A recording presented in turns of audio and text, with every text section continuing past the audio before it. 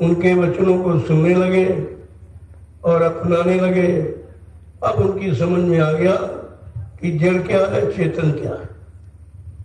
चेतन जो निकाले वो चेतन, जो फंसाए वो जड़। जड़ चेतन का सच्चा अर्थ यही है। और हम आप कितने युगों से फंसे पड़े इसी जड़ता की ममता में, और कोई चेतन महापुरुष आया नहीं जो तुम्हारी चेतन जीवात्मा को जगाता और परमात्मा से मिलाता। ये तो कलयुग में सौभाग्य मिला है। कलयुग में संत पधारे जो किसी युग में नहीं आए थे। तो कितना बड़ा कलयुग के जीवों का सौभाग्य है। वैसे सबने तो कलयुग को खराब बताया, लेकिन संतों ने कहा कलयुग समयान युग जो नर कर विश्वास। कलयुग के समान जीवात्माओं के उद्धार कल्याण का दूसरा कोई युग ही नहीं है। लेकिन कब जब संतों के वचनों पर विश्वास करेगा, उनके आदेशों पर चलेगा, उनके हुक्म का पालन करेगा, तो ये काम बड़ा सहज हो जाएगा। जो कितने युग बीत गए, निकल नहीं पाया जीव।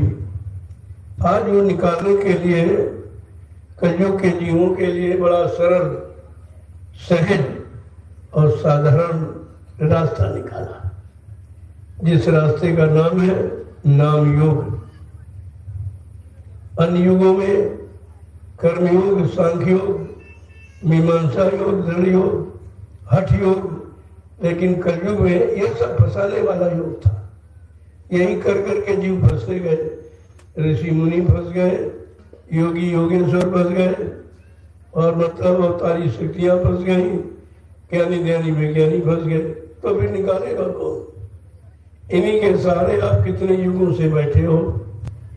इन्हीं के कर्म का इतिहास पढ़ते उन्होंने क्या क्या किया।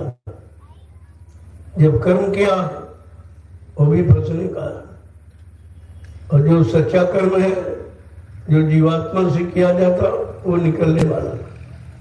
शरीर, इंद्रियों, मन, बुद्धि, चित्त जो आप करते हो इसी में फंसे हो। तक ये बताया नहीं कि आप फंसे हो कि निकल रहे हो। और जब ज्यादा समय निकल गया तो इसी को हम लोग अच्छा सच्चा मान बैठे और कह दिया भाई यही हमारा कर्म है, यही हमारा धर्म है, यही हमारी नीति है। ये है फंसने का कारण, अज्ञानता, भूल और भ्रम। और भूल भ्रम दूर करने के लिए संत महापुरुष जब उन्होंने देखा कि जब से जीवात्माएं गई वापस क्यों नहीं आई लौट कर, किसने रोका है, किसने अटकाया भटकाया, किसने फंसाया है। तो जब संतों ने देखा रे तो काल की चाल है, काल ने अपनी चाल चलकर सुरतों जीवात्माओं को फंसा दिया। अब तो इनको निकलने का मौका मिलना चाहिए। बहुत समय निकल गया, फंसे फंसे फंसे। तब कहा कि लाग दया कोमल की संता। तब संतों के हृदय में दया उठी।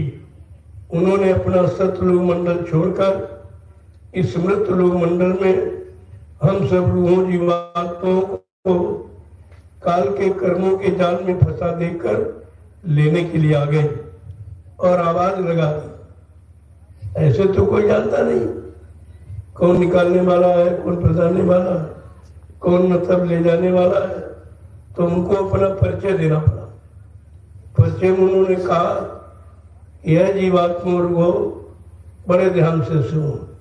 हम आए वही देश से जहां तुम्हारा धाम, तुम सब